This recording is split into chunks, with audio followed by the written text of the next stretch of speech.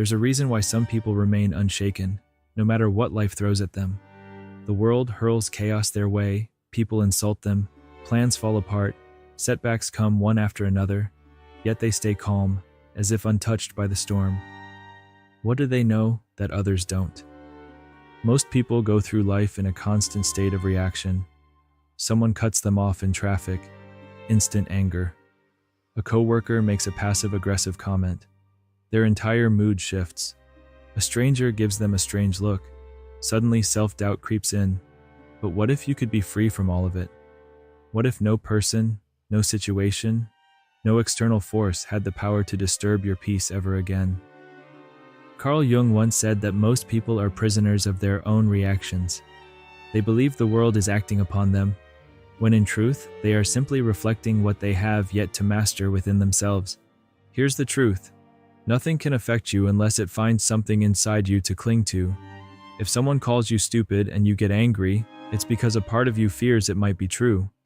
If someone ignores you and you feel hurt, it's because a part of you still seeks validation from others. That's why two people can experience the exact same event, yet respond in completely different ways. It's never really about what happens, it's about what's happening inside of you.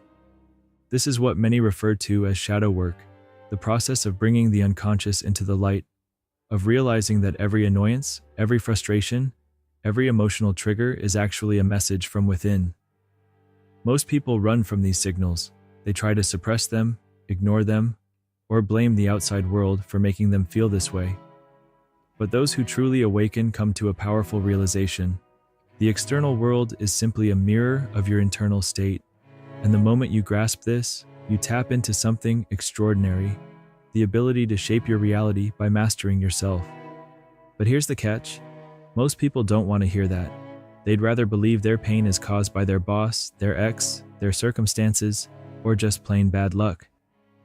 It feels easier to accept that life is unfair than to accept that they may be the ones giving their power away. Yet for those brave enough to look inward, to stop blaming and start observing, a new kind of freedom becomes available. And the best part? When you stop reacting, you stop being controlled. You no longer need to avoid negative people. You don't need to manipulate your environment. You simply become immune, not disconnected, but unshakable. Not emotionless, but completely untouchable. The illusion of control versus the freedom of letting go. Most people spend their entire lives trying to control things they were never meant to. They want to be liked. They want life to be predictable. They want everything to go their way. And when it doesn't, they suffer. They get angry when someone disrespects them. They feel betrayed when life doesn't follow the script. They take everything personally, as if the universe itself has conspired against them. But here's the truth. Nothing in this world is truly under your control, except for one thing: your perception. Carl Jung grasped something that many never do. The external world is neutral. It isn't good or bad, kind or cruel. It simply is. What makes it seem otherwise is the lens through which you view it. Think about it. Two people experience the exact same situation: a breakup, a financial loss, a failure. One spirals into despair, believing everything is falling apart. The other sees a lesson, a chance to evolve, a doorway to something better. The difference? Perception. Jung once said, "Until you make the unconscious conscious, it will direct your life and you will call it fate." What Jung meant is simple yet profound. As long as you're unaware of the unconscious stories you're telling yourself about people, success, love, your worth, you'll keep reacting blindly. You'll believe life is just happening to you, never realizing that much of it is happening through you. And here's where it gets truly interesting. The more you try to control the external world, the more power you give it over your internal state. The moment you need someone to respect you, they gain control over you. The moment you need a situation to unfold a certain way, it begins to own you. The moment you require life to be fair, you're already setting yourself up for disappointment. But the instant you release that illusion of control, everything changes. You become free. Free from needing validation, free from fearing failure, free from the constant tension of trying to force life into your ideal image. Really think about it. The people who are truly untouchable in this life aren't those who control everything around them. They're the ones who have mastered themselves.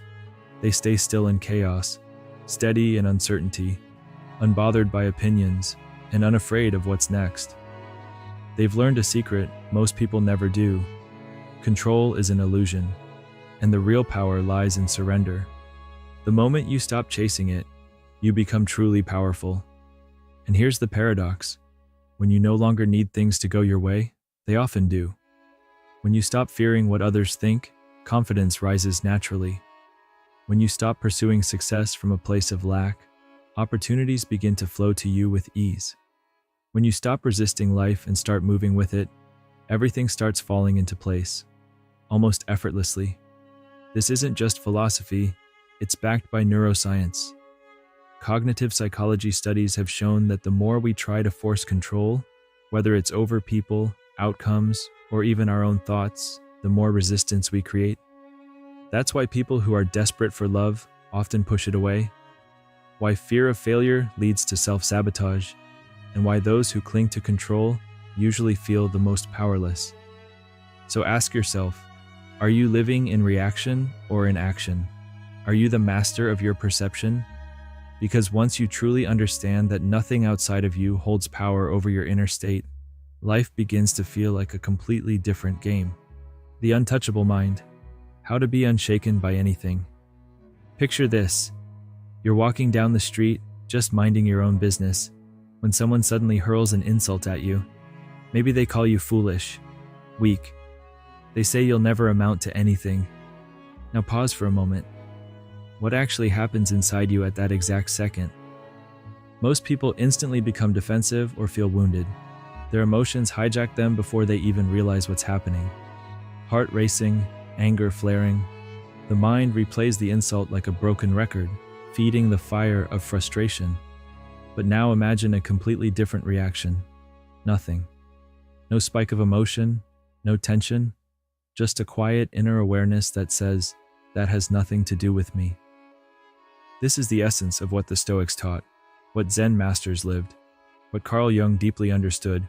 Nothing external can disturb your peace unless you allow it to. But let's take it even deeper. Why do most people get affected? It's because they're unconsciously identified with a false self, a fragile identity built on opinions, validation, and attachment to how things should be. So when someone challenges that identity, it feels like a personal attack. It's not just an insult, it's a threat to the story they tell themselves about who they are. Jung called this the shadow self, the hidden part of our psyche where we bury our fears, insecurities, and unresolved pain. And when someone triggers us, they're not causing that pain. They're revealing it. They're showing us a wound that's already there. Think about it. If you were truly at peace with yourself, someone's insult wouldn't matter. It wouldn't land. It wouldn't stick. It would pass right through you, like wind through an open window. It would be like shouting at a mountain. It simply echoes back, untouched, unmoved. So the real question becomes, why are you reacting? If someone calls you a failure, does it sting because deep down, you fear it might be true? If someone disrespects you, does anger rise because you're still chasing recognition? If life doesn't go according to plan, do you spiral because you're clinging to a specific outcome? The issue isn't the world, it's the way you see yourself. The true power doesn't come from silencing critics, avoiding discomfort, or eliminating every problem.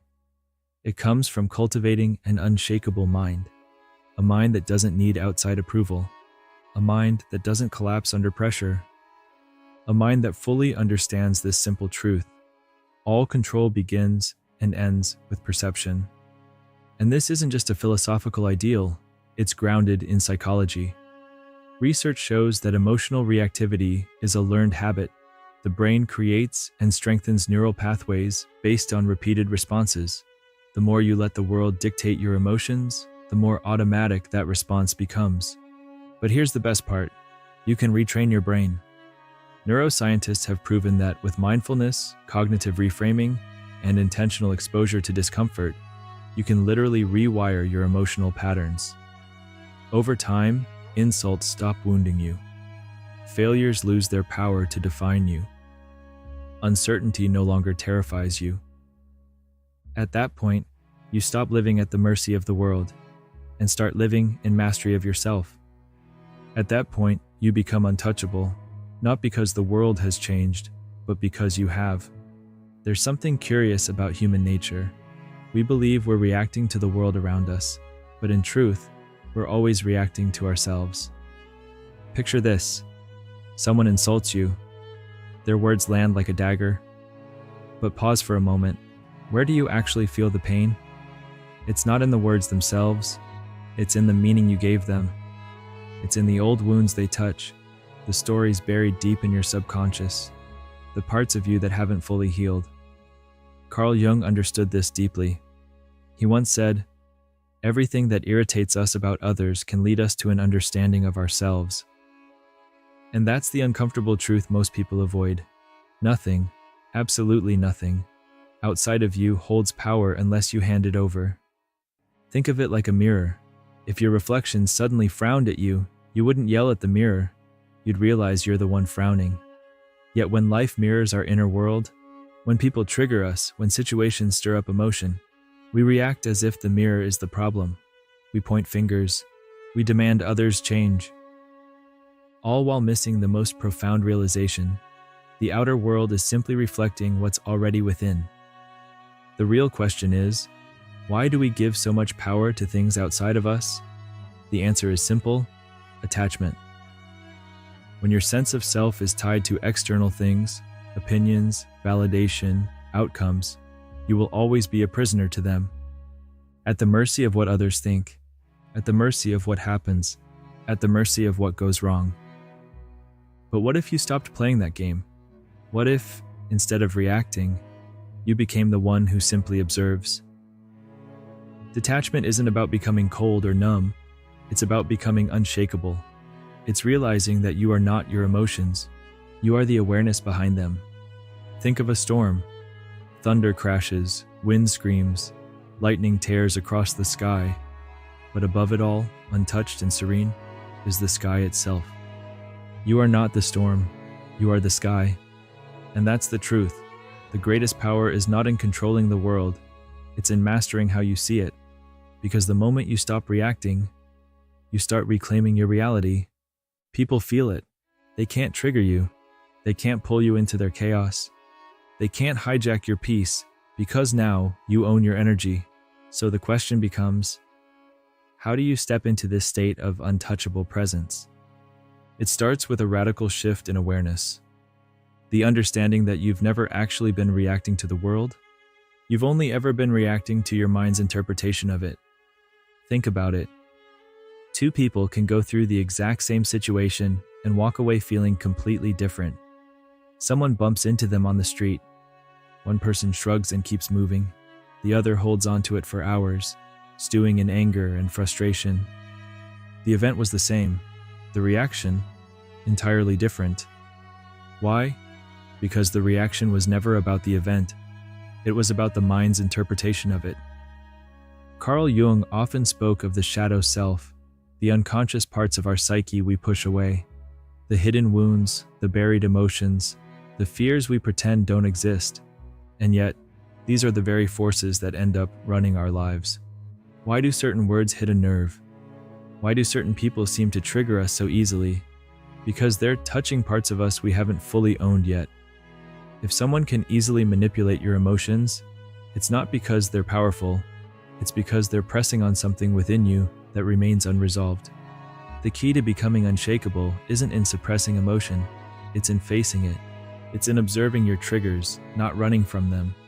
It's in shifting the question from, why did they do that to me, to, what inside me is reacting right now? Picture a chessboard. Most people go through life as pieces on that board, reacting to every move, trapped in the game. But mastery? Mastery is becoming the player, the one who sees the board, plans the moves, stays composed. And higher still? Be the observer, the one watching the whole game from above, seeing every pattern before it unfolds. That's what emotional detachment really is. Not numbness, but awareness. Not suppression, but sovereignty. You're not avoiding emotions. You're understanding them so deeply that they lose control over you. You stop being a prisoner of your reactions, and you become the master of your mind. And here's the wild part. Once you stop reacting, the world starts responding to you. People notice the shift. You're no longer chasing validation. Suddenly, others seek yours. You no longer feed into negativity. It loses its grip on you. You stop being a puppet of the world and become the one pulling the strings. The secret lies in real-time self-awareness. In every moment, you face a simple choice: react mindlessly or observe consciously. The next time someone tries to trigger you, pause. Catch that split second before the reaction takes over. Feel the emotion rise, but instead of being consumed by it, witness it. Like a scientist studying an experiment, curious, calm, detached. That moment of stillness, that's where your power lives. So, how do you train this awareness until it becomes second nature? That's what we're diving into next, because the moment you stop letting the world pull your strings is the moment you take your power back, master your reactions, and you master your reality. If this message hit home, drop a comment below. What was your biggest takeaway? And if you're ready to keep expanding your mind, make sure to hit that like button and subscribe. Because what's coming next might just change the way you see everything. See you in the next one.